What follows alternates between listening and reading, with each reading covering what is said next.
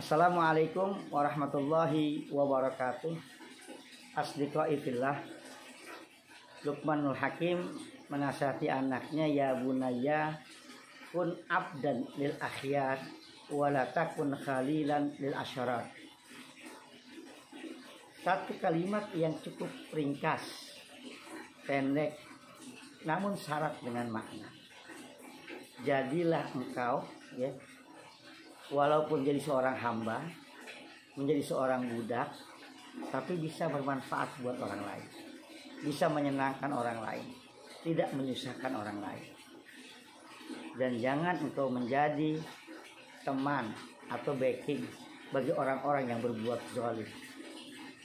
Wala takun khalilan lil asrar, yang bikin sengsara orang lain.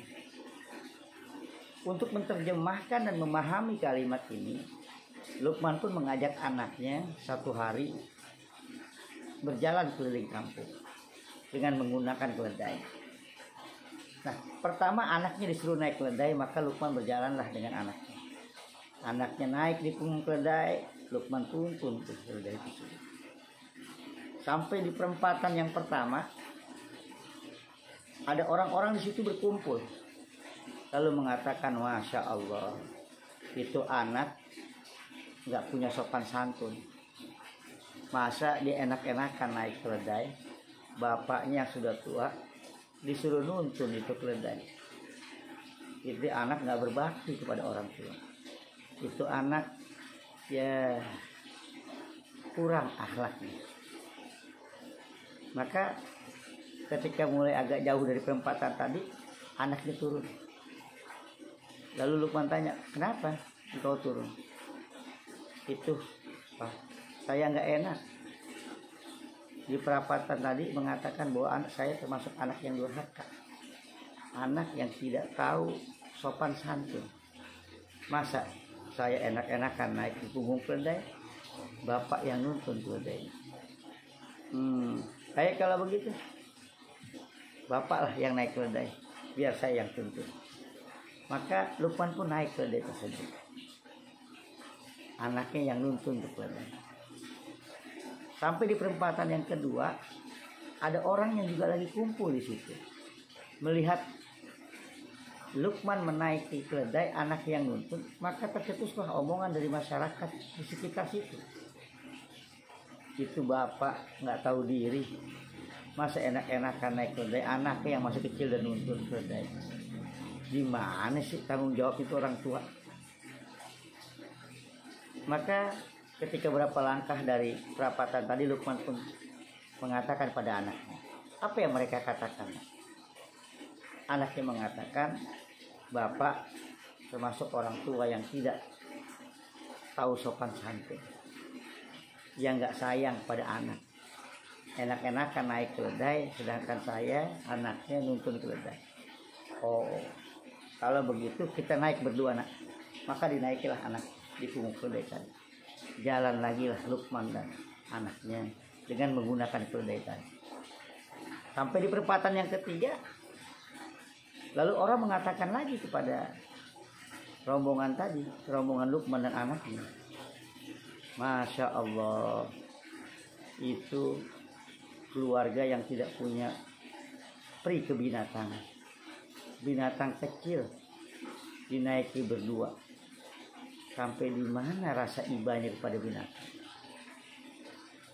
Maka setelah selesai, dia berjalan agak jauh dari perempatan tadi, turunlah anaknya dan Luqman berdua.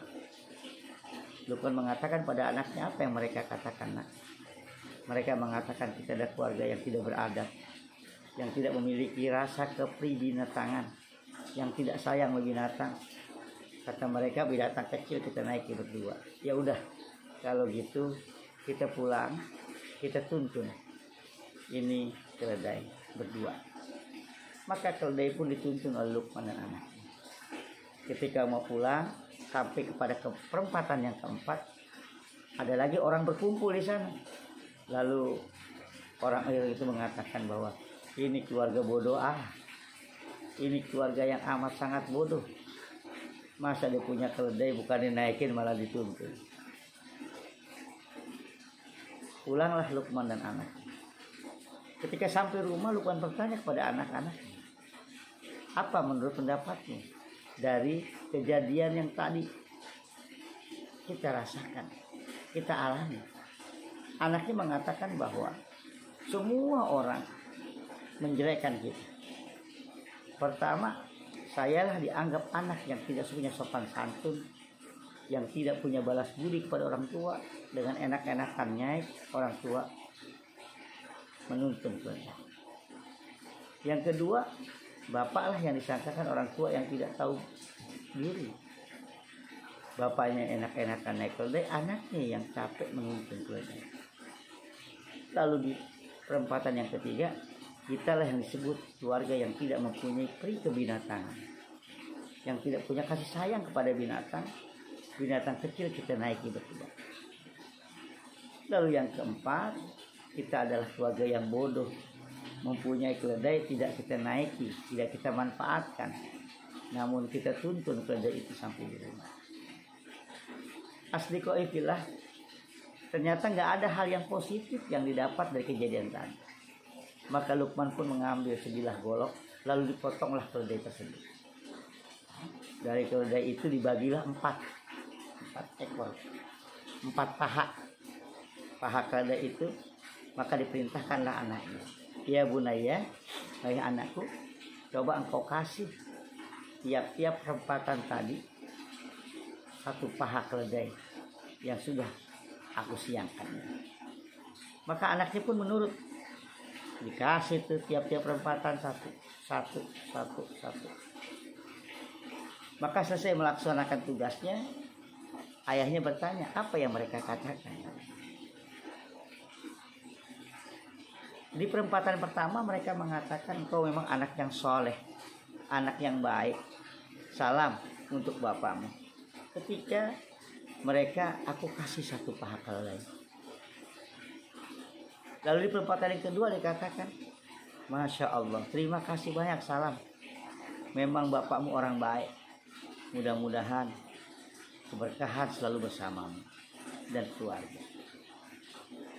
Lalu di perempatan yang ketiga begitu dikasih paha juga oleh anak Luqmanul Hakim, maka mereka mengatakan bahwa memang engkau keluarga yang paling baik dan harmonis, yang banyak memberikan pelajaran kepada kita. Salam hormat untuk bayahmu. Lalu di perempatan yang keempat dikatakan memang keluarga yang luar biasa, keluarga yang penuh dengan sopan santun serta baik hati. Maka salam, dan kami doakan keluargamu keluarga yang baik, yang hidupnya sakinah, mawaddah, warahmah. Nah, dari kesimpulan tadi bisa kita ambil bahwa apapun yang kita lakukan kebaikan itu, maka akan mendatangkan sebuah kebaikan pula yang kita terima. Ketika kita memberi, maka timbullah rasa kecintaan mereka kepada kita. Karenanya, kun abdan lil akhyar wala takun khalilan lil asyara. Jadi jadilah hamba yang bermanfaat, yang disenangi oleh masyarakat. Jangan engkau menjadi seorang pendamping atau benteng dari orang-orang yang berbuat kejahatan. Inilah makna yang bisa dipetik dari sebuah hikmah nasihat Luqman kepada anak. Karenanya mari kita berbuat sebaik-baiknya perbuatan, insya Allah akan mendapatkan kemaslahatan untuk kita semua. Terima kasih. Assalamualaikum warahmatullahi wabarakatuh.